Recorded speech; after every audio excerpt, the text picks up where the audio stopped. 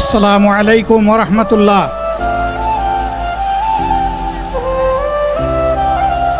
আসসালামু আলাইকুম ওয়া রাহমাতুল্লাহ। আলহামদুলিল্লাহি রাব্বিল আলামিন ওয়াসসালাতু ওয়াসসালামু আলা রাসূলিহিল কারীম ওয়া আলা আলিহি ওয়া সাহবিহি ওয়া আহলি বাইতি আজমাইন। বাংলাদেশ জামাত ইসলামী কর্তৃক আয়োজিত আজকের এই জাতীয় সমাবেশে উপস্থিত সম্মানিত জাতীয় নেতৃবৃন্দ, বন্ধু সংগঠনের নেতৃবৃন্দ, শহীদ পরিবারের গর্বিত সদস্যবৃন্দ, 24 জুলাই যোদ্ধাবৃন্দ, আপামর দেশবাসী এবং আমার সাংবাদিক বন্ধুগণ, আমি সর্বপ্রথম মহান রবের দরবারে শুকরিয়া আদায় করছি। ফ্যাসিবাদের পতনের পর অত্যন্ত অনুকূল পরিবেশে আল্লাহ রাব্বুল আলামিন আজকের এই সমাবেশটি করার আমাদেরকে তৌফিক এনায়েত করেছেন, আলহামদুলিল্লাহ। 2 দিন আগে ঝড় দ্বারায় বৃষ্টি ঝরেছে। অনেকে আশঙ্কা করেছিলেন কি হবে, মানুষগুলা সেদিন কি শান্তিতে বসে 2টি কথা শোনার সুযোগ পাবে। আল্লাহ রাব্বুল আলামিন আজকের দিনটা অনেকটা এয়ার কন্ডিশন করে দিয়েছেন, আলহামদুলিল্লাহ।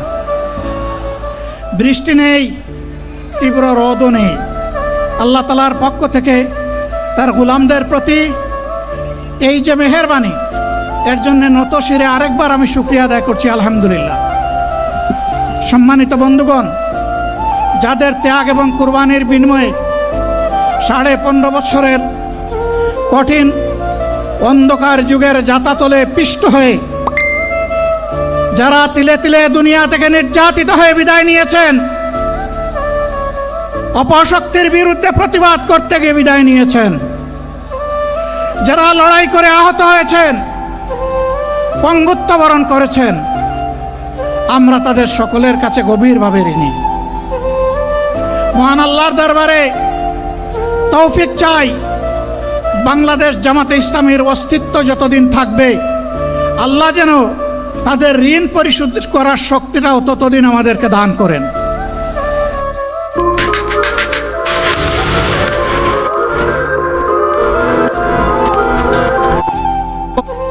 আয়োজন করতে গিয়ে আমাদের 3 জন ভাই ইতিমধ্যেই দুনিয়া থেকে বিদায় গ্রহণ করেছেন।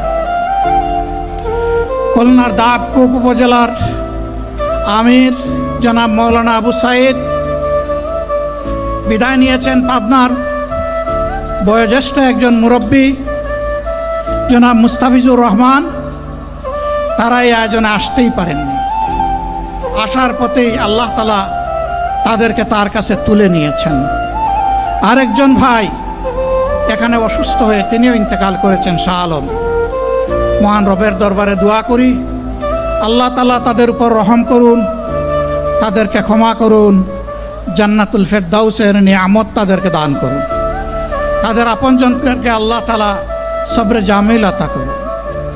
সম্মানিত ভাইয়েরা, আবু সাইদরা যদি বুক পেতে না দাঁড়াতো, এই জাতির মুক্তির জন্য যদি বুকে গুলি লুফে না নিত, হয়তোবা আজকের এই বাংলাদেশটা আমরা দেখতাম না। ইতিমধ্যে হয়তো আরো অনেক মানুষের জীবন ফ্যাসিবাদীদের হাতে চলে যেত। 24 জীবন বাজি রাখা এই যুদ্ধটা যদি না হতো, তাহলে আজকে যারা বিভিন্ন ধরনের কথা এবং দাবি দাওয়া পেশ করছেন, তারা তখন কোথায় থাকতেন? অতএব আসুন, যাদের ত্যাগের বিনিময়ে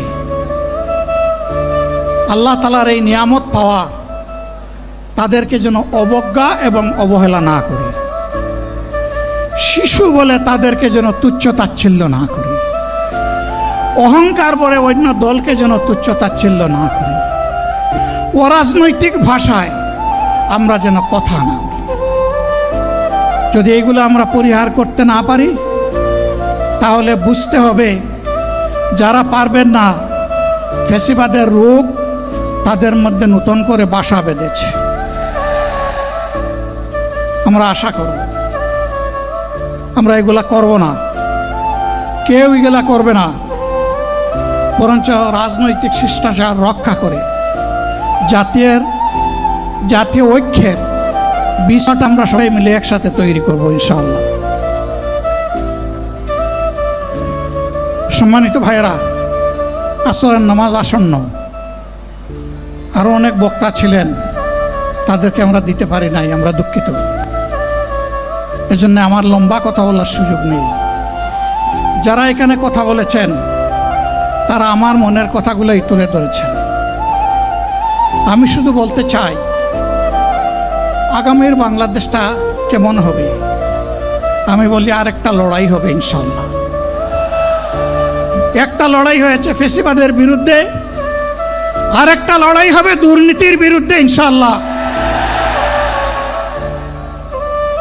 এই দুর্নীতির মূল উৎপাটন করার জন্য যা দরকার, আমরা তারুণ্য এবং যৌবনের শক্তিকে একত্রিত করে সেই লড়াইয়েও ইনশাআল্লাহ আমি জয়লাভ করব। প্রিয় ভাইয়েরা, জামাতে ইসলামী যে দুর্নীতিমুক্ত সমাজ গড়বে তার প্রমাণ কি? তার প্রথম প্রমাণ হচ্ছে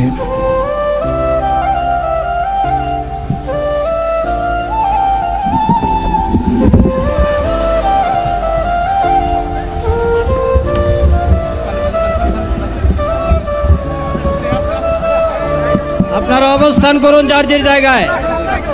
আপনাদের সবকিছু দেখার স্থান পরিবর্তন করবেন না, সবাই জায়গায় থাকেন, সবাই তার নিজ নিজ জায়গায় অবস্থান গ্রহণ করেন, সবাই তার নিজ নিজ জায়গায় অবস্থান গ্রহণ করেন। আপনারা নিজ নিজ জায়গায় থাকুন, প্রয়োজনীয় দিক নির্দেশনা দেওয়া হবে। আপনাদের উত্তেজিত উদ্বেলিত হওয়ার কোনো কারণ নেই। মহান রাব্বুল আলামিনের একান্ত মেহেরবানিতে আমাদের প্রোগ্রাম আলহামদুলিল্লাহ, শুকরান, আলহামদুলিল্লাহ কাসিরান। সম্মানিত ভাইয়েরা, আপনারা সম্মানিত ভাইয়েরা, আল্লাহ রাব্বুল আলামিনের রসের মেহমানিতে ঠিকভাবে এই গরমের কারণে মাহফিল মুহতারাম আমিরে জামাত চিরাই সুস্থ হয়ে যাবেন ইনশাআল্লাহ। আমি আল্লাহ তাআলার শুকরিয়া আদায় করি, আল্লাহ তাআলার শুকরিয়া আদায় করি আবার আপনাদের সামনে দাঁড়াতে পেরেছি। আমি বলেছিলাম দুর্নীতিমুক্ত বাংলাদেশ ইনশাআল্লাহ সবাইকে নিয়ে আমরা গড়ব। আমরা কথা দিচ্ছি, বাংলাদেশ জামাত ইসলামী যদি আল্লাহ তাআলার মেহেরবানি এবং সরকার জনগণের ভালোবাসা নিয়ে সরকার গঠন করে, তাহলে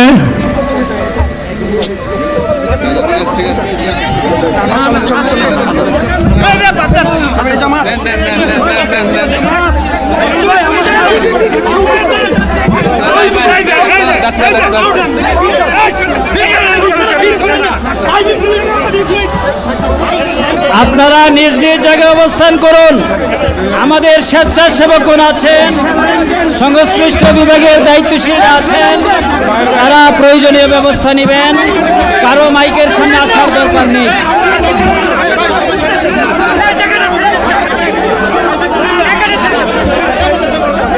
আপনারা অবস্থান করুন নিজ নিজ জায়গায়।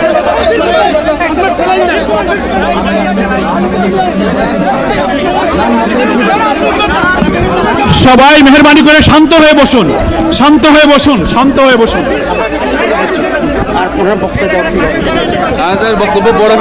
আপনারা সকলে আমিরে জামাত একটুখানি অসুস্থ হয়েছেন গরমের কারণে হয়েছে, কিন্তু উনি বারবারই চেষ্টা করছিলেন বক্তব্য দেওয়ার জন্য। ডাক্তাররা বলছেন ওনার আর বক্তব্য রাখা ঠিক হবে না। ওনার যে বক্তৃতা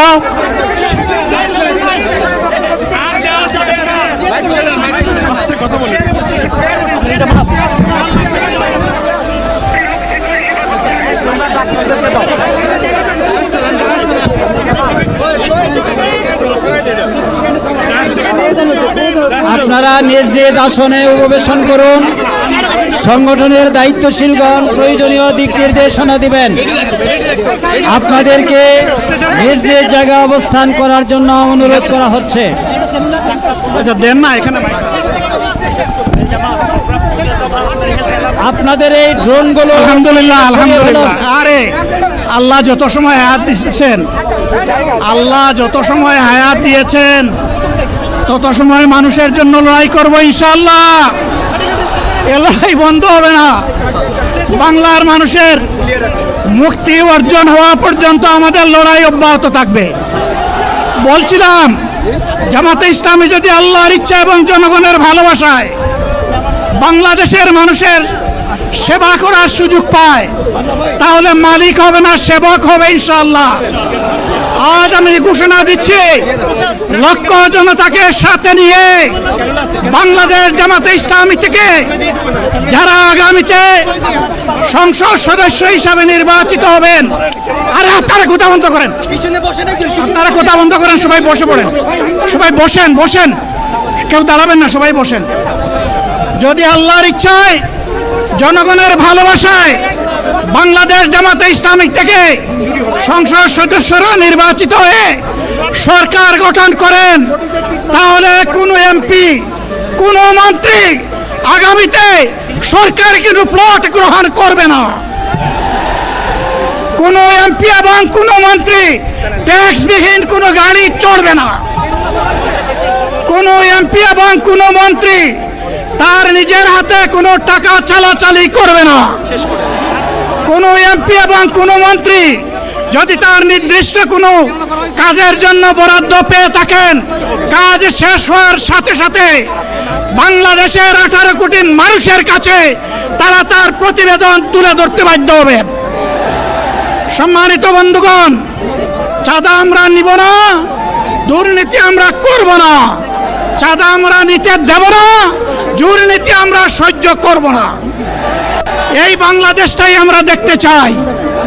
যুবকদেরকে আমরা স্পষ্ট ভাষায় বলতে চাই, বন্ধুগণ, তোমাদের সাথে আমরা আছি। আমি আজকে জামাতের আমির হিসাবে এখানে কথা বলতে আসিনি। আমি এসেছি বাংলাদেশের 18 কোটি মানুষের একজন হয়ে কথা বলতে। আমি শিশুদের বন্ধু, আমি যুবকদের ভাই, আমি বয়স্কদের সহযোদ্ধা, আমার বোনদের আমি ভাই। সুতরাং তাদের মুক্তির জন্যেই আমি দায়িত্ব নিয়ে আজকে এখানে দাঁড়িয়েছিলাম।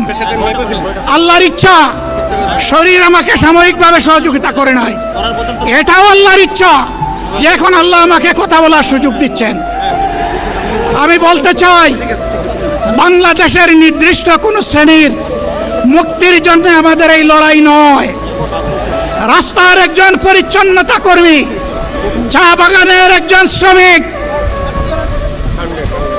রক্ত পানি করে ঘাম জড়ানো আমার একজন রিক্সা চালক ভাই মাঠে ময়দানে বাংলাদেশের মানুষের মুখে যারা এক মুঠো ভাত তুলে দিতে চায়, আমার সেই কৃষক বন্ধুটি, আমি তাদের হয়ে আজকে এখানে কথা বলতে এসেছি।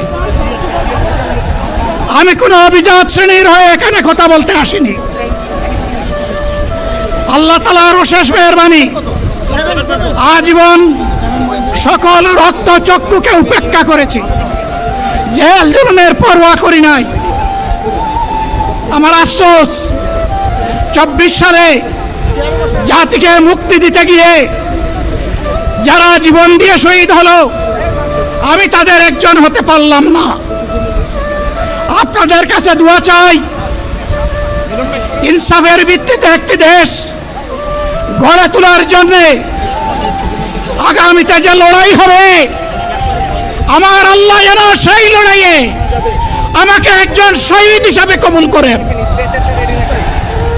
সম্মানিত বন্ধুগণ, আমাদের প্রিয় শহীদ নেতৃবৃন্দ 2006 সালের 28 অক্টোবর থেকে শুরু করে পল্টন গণহত্যা, শাপলা গণহত্যা, সারা দেশের গণহত্যা, পিলখানার গণহত্যা, 24-এর গণহত্যা, এই গণহত্যা যারা করেছে তাদের সকলের বিচার বাংলাদেশের মাটিতে নিশ্চিত করতে হবে। এদের বিচারের দৃশ্যমান প্রক্রিয়া শুরু না করা পর্যন্ত পুরানা ব্যবস্থাপত্রে বাংলাদেশ আর চলবে না। এতগুলো মানুষ এমনি এমনি জীবন দেয় নাই,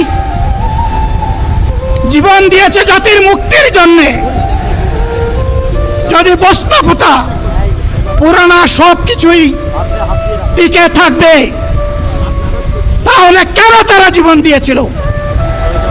যারা ওই বস্তাপচা ব্যবস্থাপনায় বাংলাদেশকে আবার গড়তে চান, তাদেরকে আমরা বলি, জুলাই যুদ্ধ করে যারা জীবন দিয়েছে, আগে তাদের জীবনটা ফেরত এনে দেন। যদি শক্তি তাকে ফেরত এনে দেন, আপনারা পারবেন না। যেহেতু পারবেন না, কাজেই নতুন ব্যবস্থায় নতুন বাংলাদেশ গড়ে তোলা হবে ইনশাআল্লাহ। শিশু, কিশোর, যুবক, মা, বোন, শ্রমিক, ছাত্র, জনতা, ব্যবসায়ী, সবাইকে যেই দেশ, যেই সংবিধান, যেই রাষ্ট্র নিরাপত্তা দিতে পারবে, সেই নতুন বাংলাদেশ আমরা গড়ে তুলতে চাই। ভাইয়েরা, আমাকে সবাই চাপ দিচ্ছে, কেউ বলে ভাই শেষ করেন, কেউ বলে চাচা শেষ করেন। আমি তাদেরকে নিশ্চয়তা দিয়ে বলছি, আমার মৌত আমার আল্লাহ নির্ধারিত সময় থেকে 1 সেকেন্ড আগে হবে না, এবং হায়াত যা দিয়েছেন তার 1 সেকেন্ড আগেও আমি যাব না। অতএব মহান আল্লাহর কাছে আবারও তৌফিক চাই। আপনাদের কাছে যে কষ্ট হয়েছে, আপনারা, আমি তো এখানে শান্তিতে বসাচ্ছিলাম আর চতুর্দিকে শুধু দৃষ্টি বুলাচ্ছিলাম। কি কষ্ট হচ্ছে আমার ভাইদের। প্রিয় ভাইরা, এই কষ্ট আল্লাহর জন্য। এই কষ্ট কার জন্য? ইনশাআল্লাহ আল্লাহ তাআলা আপনাদেরকে তার উপযুক্ত যাজা দুনিয়ায় দিবেন, আখিরাতে দিবেন। আপনাদের এই ত্যাগের বিনিময়ে নতুন বাংলাদেশ আমরা পেয়ে যাব। আসুন সেই নতুন বাংলাদেশের জন্য একবার স্লোগান দিয়ে শেষ করি, নারায়ে তাকবীর। আসসালামু আলাইকুম ওয়া রাহমাতুল্লাহ।